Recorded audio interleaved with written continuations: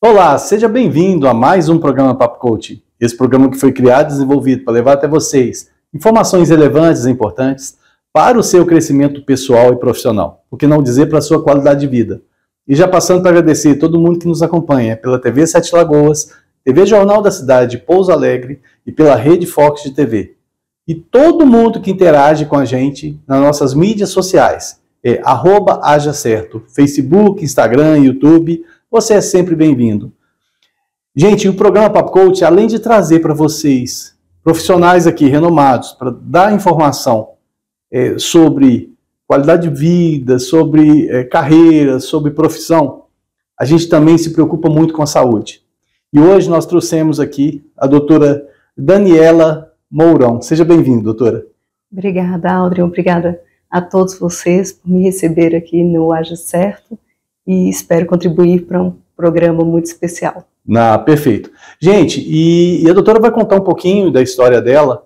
Ela trabalha com... Ela é médica, né? Trabalha principalmente com diabético, né? Ela é endocrinologista, não é isso, doutora? Endocrinologista. E trabalha com essa vertente do diabetes. Doutora, como é que surgiu isso? Quando você entrou na medicina, você já quis fazer Como é que foi isso?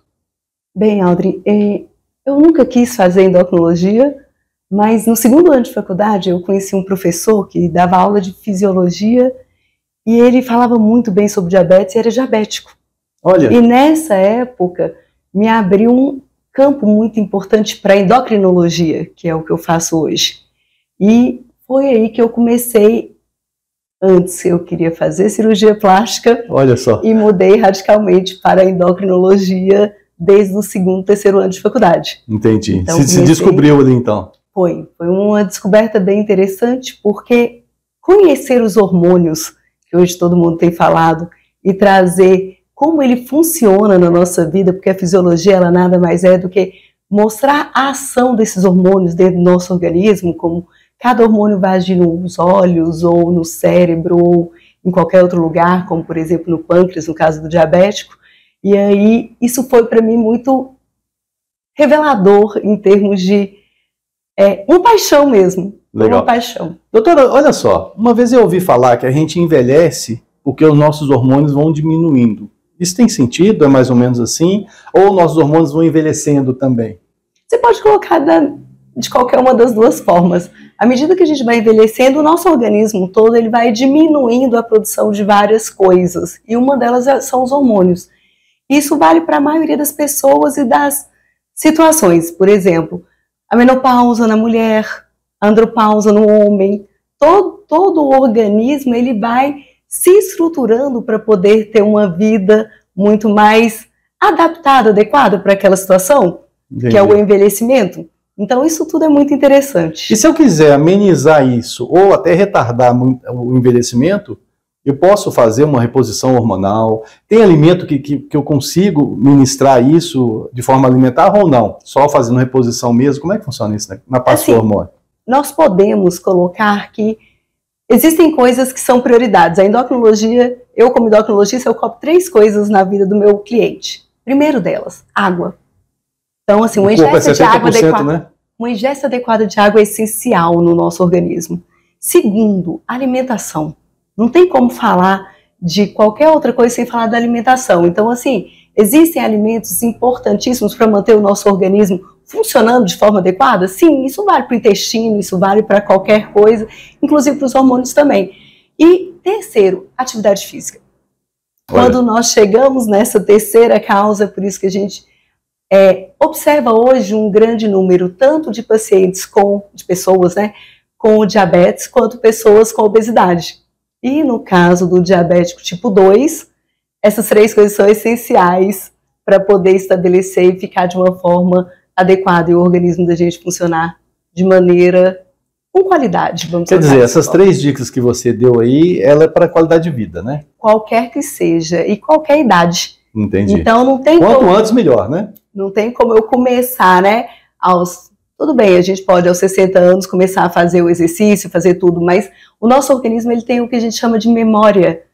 E ele também tem uma memória muscular, ele tem uma memória metabólica, ele tem uma memória que são importantíssimas para poder trazer isso da idade, né, de criança, de adolescente, de vida adulta, jovem, para a vida adulta, no envelhecimento mesmo, propriamente dito. Doutora, olha só, então beleza, gente, ó, pessoal que já está se mexendo na cadeira aí, tem que ir para academia, não tem jeito. Eu também, eu que já quis protelar aqui, mas ela já falou que tem que fazer, não tem jeito.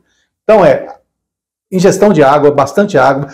Doutora, é o quê? 2 litros, 3 litros, 4 litros? Depende do peso. Depende do peso? Depende tem um cálculozinho que a pessoa pode fazer? Mais ou menos uns 20 a 30 ml de água por quilo por dia. Ah, então, tá vendo? Assim, então ali fica a dica. A dica é assim, 60 quilos, 65 quilos, vai ficar em torno de 2,5 litros de água por dia.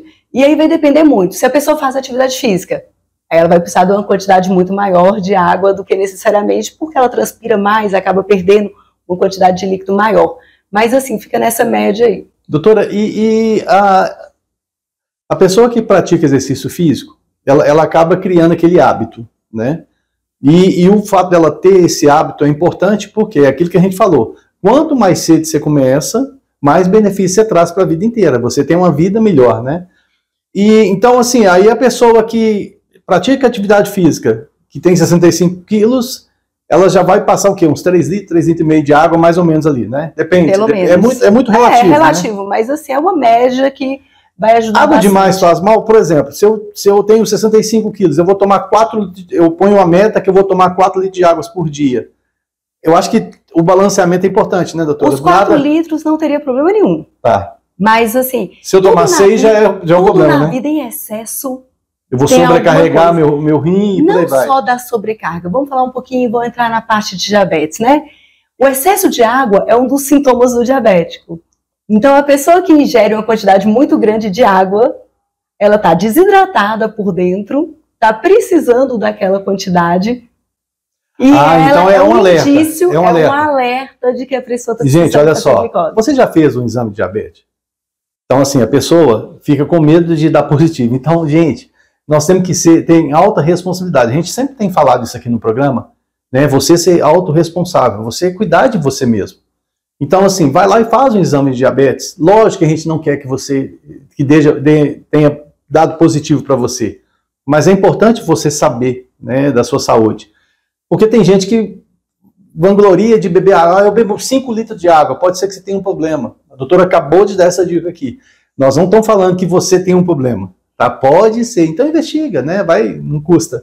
A Sociedade Brasileira de Diabetes, Aldrin, ele traz o seguinte: acima de 45 anos, com a presença de fatores de riscos, que pode ser, né, história familiar positiva em parentes de primeiro grau de diabetes, que pode ser a obesidade, o sedentarismo, o tabagismo, a hipertensão, vários fatores de risco que poderiam estar associados à presença do diabetes, eles são importantes de serem vistos na população acima de 45 anos para prevenir o diabetes. Então, assim, vou falar dessa forma. Se nós pegássemos uma pessoa com diagnóstico de diabetes hoje, tá? Ela tem pelo menos 5 a 7 anos que o diabetes já está aí. Olha, não é tipo assim, apareceu o diabetes e descobri, não. Não.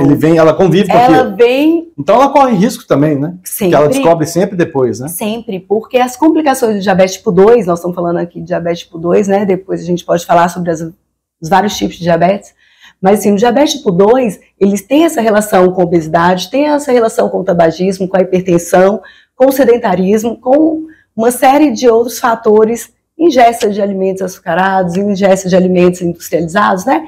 E isso tudo começa devagar. Vai sendo devagarzinho, devagarzinho, a hora que viu, a gente já está com diabetes. Então demora 5 a 7 anos para o diabetes aparecer. Por isso que a sociedade coloca, a Sociedade Brasileira de Diabetes, nos mostra que entre 3 pessoas com diabetes, uma não sabe que ela tem diabetes. Olha que importante, gente. Então, tá vendo? Então minha dica de fazer o exame. Doutora, gente, e a gente está falando hoje tanto da diabetes aqui, porque hoje é o Dia Mundial de combate à diabetes, não é combate, né? Dia Mundial cuidado, do Diabético mesmo. Do diabético, diabetes, né? No mundo inteiro. Então, dia 14 hoje de novembro é o Dia Mundial de Diabetes. Olha Por só. isso esse alerta tão importante de trazer isso nesse mês de novembro. Doutora, e duas perguntas que eu quero te fazer. Eu tenho certeza que a gente impacta muitas pessoas, é muita gente que assiste o nosso programa, graças a Deus. E eu sempre gosto de dar todos os alertas aqui, todas as condições que a pessoa use essa informação. Porque a gente sempre brinca aqui. Se você recebe informação e não usa, vira obesidade mental. Então, assim, você tem que colocar em uso. Duas coisas. Primeiro, que exame que eu faço para saber se eu tenho diabetes ou não? E segundo, a diabetes, ela é o quê? Uma falha do organismo? Eu posso considerar assim, tipo assim, eu estou com sobrepeso, eu usei tabagismo, não sei o que, então eu não fiz meu para casa, né? E agora o meu corpo está respondendo. Vamos nessa linha. Primeiro, qual o exame que eu faço para saber? Um exame de sangue? Como é que é? Existem 3 exames importantes para poder fazer o diagnóstico de diabetes. Então, normalmente, quando é screening, a gente faz aquela ponta de dedo, que a gente chama de glicemia capilar. Tá. Mas aquela do furinho do dedinho ali. Furinho do dedinho. Deu positivo, aí nós precisamos confirmar através do exame de sangue. Para isso, nós precisamos de 2 exames de sangue com glicemia alterada. Glicemia de jejum, tá? Então, podemos fazer através da glicemia de jejum, podemos fazer através da glicemia 2 horas após 75 gramas de destrozol, que é um exame... A maioria das mulheres vai lembrar bastante desse exame, porque é muito feito durante a gestação. Ah, entendi. Para pegar o diabetes gestacional durante a gravidez. E através da hemoglobina glicada. Então, são 3 exames importantes para fazer o diagnóstico de diabetes. Qualquer um desses exames associados com sintomas de diabetes presentes, sintomas quais são eles? Urinar muito, acordar à noite para fazer xixi, tomar muita água, muita fome sem causa justificada, perda de peso sem explicação nenhuma. Então, todos esses sintomas são sintomas do diabetes descontrolado. Então, quer dizer o quê? Precisamos de ter esse alerta. Aquele cara que não está sabendo, mas já está com diabetes acelerado lá. E ainda não notou que está com ele presente no organismo dele. Entendi. Mas você vai lembrar. Isso aqui, nós estamos falando só do diabetes diagnóstico. A gente tem uma historinha um pouquinho antes que chama pré-diabetes. Que é essa pessoa que tem essa glicose alterada entre o meio termo do 100 e do 125 de glicemia de jejum, que vai estar aí nesse período desses 5 a 7 anos. Então, são pessoas que já têm essa glicemia alterada de jejum, pode já ter essa glicemia pós-destrozol também num valor entre o normal e o diabetes, e a hemoglobina glicada também nesse valor entre normal e diabetes, que fica entre 5,7 até 6,4. E, doutora, e quem tem diabetes, a gente conhece pessoas que têm diabetes, a pessoa se controla, ela usa um aparelhinho, ela faz medição, né? Esse negócio do furinho do dedinho uma glicemia capilar. É quase diário, né? A pessoa faz ali. Inclusive, gente, você conhece alguém que faz isso, vai lá e fala assim, aqui, deixa eu testar aqui, já usa o dela, faz a leitura do celular, você já vai saber, né, se você vai precisar correr atrás disso aí. Mas, então existe todo um cuidado, porque a gente sabe que o diabetes, ele se não cuidado, ele vai até a amputação, né? Tem várias recorrências que não são boas, né? É por isso que no diabetes tipo 2, que é esse que nós falamos que já tem 5 a 7 anos, no diagnóstico nós já temos que estar fazendo alguns exames para avaliar as complicações do diabetes. A que nível que ela já está, né? Por quê? Porque ele já está aí há um bom tempo e as complicações aparecem pelo tempo da doença e pelo descontrole da doença. Então, vamos dar um exemplo. O paciente que descobriu hoje que ele é diabético tipo 2, então é importante dele fazer um exame de vista, a gente chama de fundo de olho, fundoscopia, tá? Para avaliar como é que está a retina, os olhos, os vasos nos olhos desses pacientes. Um exame de urina, tá? Que a gente chama de relação microalbuminúria, creatinina e urina aleatória. É um exame específico. Esse exame exame de urina. Vai lá, exame de urina para diabetes. Não vai tentar repetir esse nome. É porque o exame não é o exame de urina de rotina, urina simples. Então, é um exame de urina específico para avaliar a função renal desse paciente, se ele já tem perda de proteína.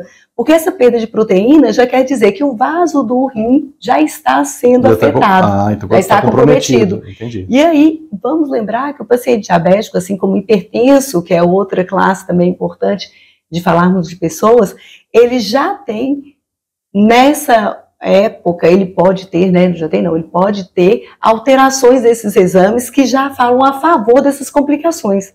Olha só. Então, por isso que são tão importantes. Fora isso, outro exame essencial de ser feito no diagnóstico é o exame das pernas, por causa da circulação. Então, assim, o diabetes, hoje, ele é visto como uma das primeiras causas de complicação por insuficiência renal. Então, o paciente com diabetes é uma das principais causas de hemodiálise no Brasil e no mundo. Olha. Uma das principais causas de amputação de membros. Por isso que é tão importante esse exame dos vasos, das pernas, para poder estar avaliando a sensibilidade dos pés no paciente diabético, e também o exame da urina. Tá? Então, são 3 exames essenciais: exame de vista, exame urinário e exame dos pés. Entendi. Então, depois que a pessoa descobriu que ela tem diabetes, a primeira coisa é ela saber em que grau que tá, vamos falar assim. No diabetes tipo 2. No tipo 2, né? No tipo 2. Aí nós vamos entrar em alguns tipos específicos. Qual que é mais cruel, o 1 ou o 2? Não tem crueldade nenhuma. Eu falo assim, qual que é mais prejudicial? Os dois são iguais? Todos os dois. A diferença... Então por que é 2 e 1? A diferença no diabetes tipo 1 é porque normalmente quando o paciente descobre que ele é diabético, o diabetes está começando naquele momento. O tipo 1? O tipo 1. Ah, entendi. Então, o tipo ele não precisa fazer esses exames de vista, de urina e dos pés naquele momento. Começou ali agora. Porque começou naquele momento. Ah, e entendi. as complicações do diabetes, elas aparecem com 5 anos da doença complicada, perdão. Então, assim, o que tem de importante? O tipo 1, você descobriu agora, está começando a partir daquele momentinho. O tipo 2, não. Ele demanda um tempo para poder avaliar essa complicação. Quando você descobre o tipo 2, já tem um tempo passado que essa doença está aí. Por isso que é tão importante ao diagnóstico do tipo 2 já fazer os exames que nós acabamos de falar. Olha só. Gente, então é o seguinte, ó, para tudo isso procure o seu médico. A gente está brincando aqui, você ir lá furar o dedinho, até pode fazer, né? Mas procure o seu médico, faça a coisa de forma séria, porque a saúde da gente não dá para brincar. A gente brinca com a alimentação, a gente, consome bebida alcoólica, comida desregada, fast food, e obesidade, e aí vai, né? Dorme mal, você tem todo um ciclo, você sabota o seu corpo inteiro, depois você não quer que ele reaja, né? Então, vamos concordar que a gente tem que ir sim no médico, e principalmente os homens, porque os homens têm um medo. Nossa, e se ele me achar alguma coisa? Gente, não é porque o médico está procurando que vai existir. Né? Se existir alguma coisa em relação à sua saúde, que bom que o médico descobriu a tempo para você tratar. Né? Então vamos trazer sempre essa autorresponsabilidade para que a gente não sofra no futuro. Né? Porque o diabetes, ele controlado, você vive normalmente, né? Isso é importantíssimo, porque o essencial na vida do diabético é o controle. O controle da glicemia, manter essa hemoglobina glicada, que é o controle nos últimos 2 a 3 meses, bem controlada para poder não ter as complicações. Porque, assim, é uma doença crônica e silenciosa. Olha só. Então, a importância do negócio, gente, porque muitas vezes você pode estar com um problema, a hora que você descobrir, de repente, o tratamento vai ser mais complicado. Então, você precisa estar atento. E muitas vezes a gente acaba no dia a dia, eu tô com... minha pressão está alta devido ao estresse. Você acaba arranjando desculpas, né? A gente lançou o livro, né? Seja bom em desculpas, não vai ser bom em mais nada. Logo, logo a gente vai estar trazendo para vocês verem aqui. Mas o grande detalhe é o seguinte, o cuidado que você tem. Você tem que se observar o tempo todo. Então, a diabetes é uma doença que ela é séria, ela tá aí, ela é letal, né, doutora? Eu não vou dizer que seja letal, mas é importante porque o diabetes ele diminui a expectativa de vida da pessoa. Então, vou te dar um exemplo. Sem falar da qualidade, né? Porque se a pessoa não se cuida, ela começa a ter problemas... Ela vai ter complicações, né? Então, por exemplo, eu vou falar um pouquinho sobre o diabetes tipo 1 e tipo 2, e aí você vai entender melhor. Vai dar para avaliar isso. O diabetes tipo 1, ele é o diabético da infância e adolescência. São pessoas jovens, são pessoas magras, E o mais importante na fisiologia, na causa da doença, é que a doença, o pâncreas para de produzir o hormônio para poder abaixar a glicose, que chama insulina. Ah, tá. Então, a causa do diabetes tipo 1 é uma deficiência da insulina no organismo. Já no tipo 2, é a pessoa mais velha, mas hoje tem aparecido bastante em criança e adolescente pelo fato da obesidade. São pessoas obesas, geralmente, tá? Não quer dizer que sempre sejam, mas e sedentárias. Então, por isso que os fatores de risco estão associados a essas causas. Doutora, e você falou da gestacional, ela é uma doença hereditária? A mãe passa para o filho ou não? O diabetes gestacional é terceiro tipo de diabetes, né? E entra na seguinte situação. São pessoas que, durante a gravidez, pelos hormônios da gravidez, ela não consegue manter essa glicose baixa. Entendi. A partir do momento em que a gestante, normalmente entre a 24ª e a 28ª semana de gravidez, é a hora da gente fazer o teste. O teste é feito logo no início da gestação, deu normal, ótimo, e só vai ser repetido na 24ª e 28ª, que é quando os hormônios estão sendo produzidos de forma, bastante intensas, e corre o risco de a gente ter o que a gente chama de resistência à ação da insulina, que é uma das causas do diabetes tipo 2. Ah, entendi. Então, essa resistência à ação da insulina quer dizer que você tem a insulina no seu organismo, só que a insulina que você tem não age de forma adequada. Ela não vai dentro das células do músculo, do fígado, nas células do organismo e vai funcionar de forma adequada. Então, o que tem de importante no diabetes gestacional? Ele aparece na 24ª e 28ª semana e existe uma predisposição maior nessas pacientes que tiveram diabetes gestacional de terem diabetes do tipo 2. Entendi. Então, a história familiar, é muito mais prevalente no diabetes tipo 2, é prevalente também na diabetes gestacional, mas o que vai persistir? Porque a maioria das mulheres com diabetes gestacional, elas não persistem com diabetes tipo 2, depois da gravidez.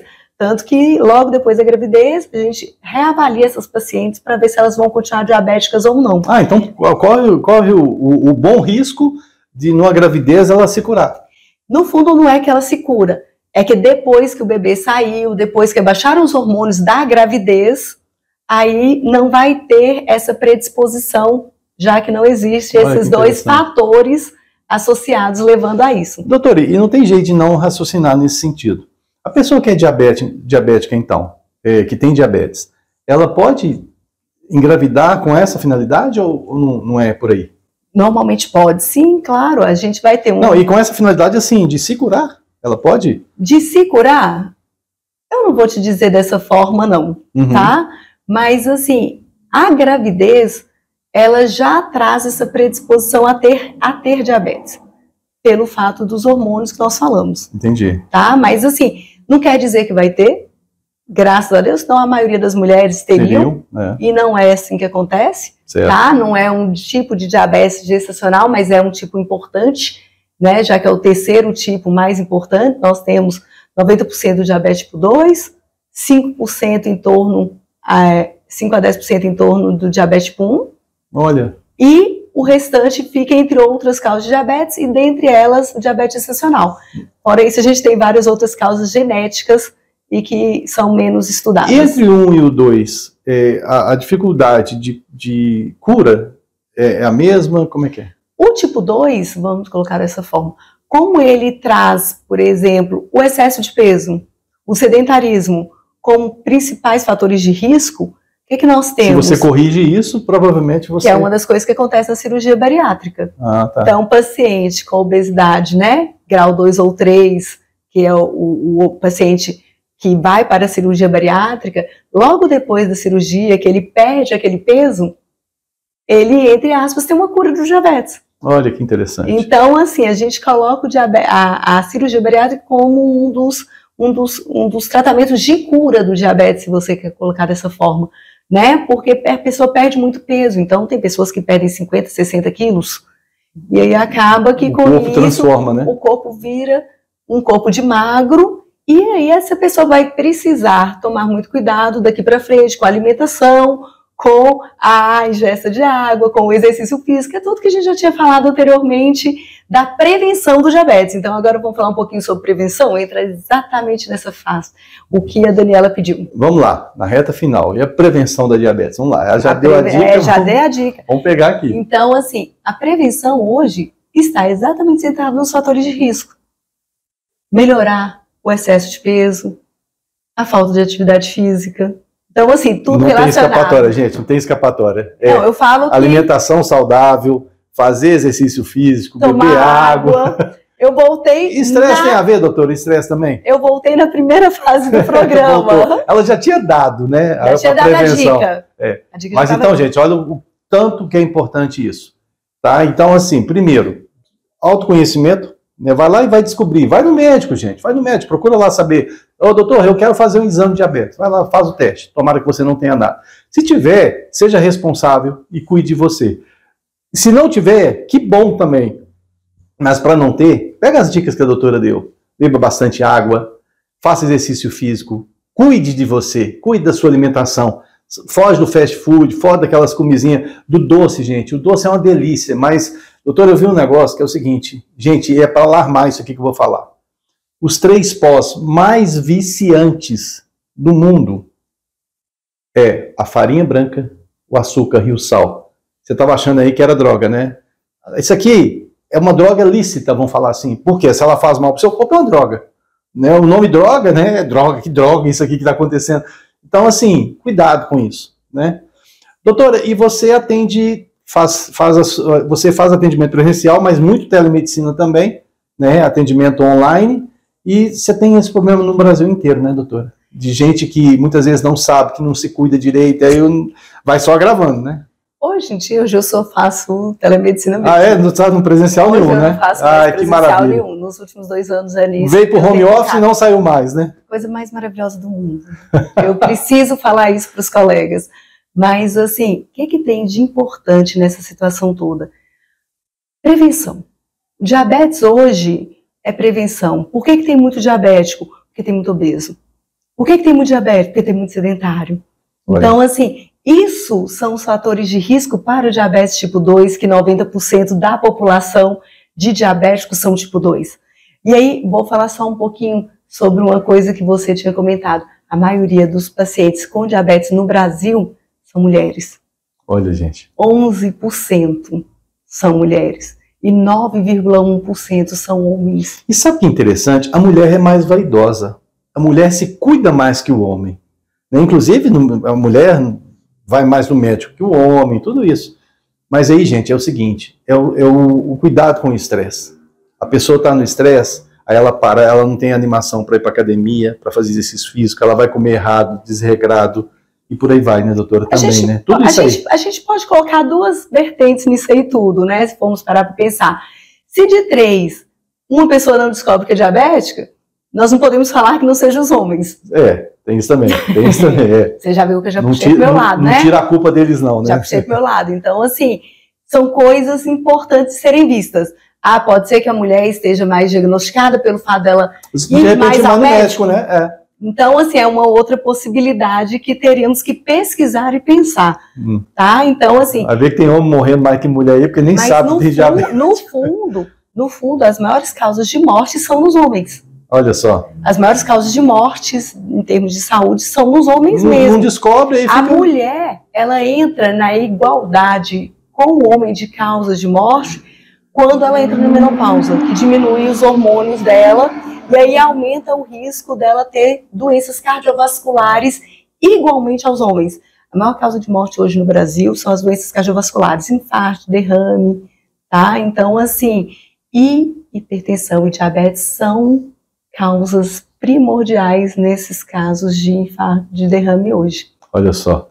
Gente, então o fator é o seguinte, ela já deu a dica aqui. Primeiro é prevenção, previna, cuide de você, cuide da sua saúde, cuide da sua mente, cuide do seu espírito, cuide disso tudo, né? Doutora, quando o papo é bom, o tempo voa, né? A gente está caminhando para o finalzinho do programa. Eu tenho certeza que tem gente aí com um monte de dúvida.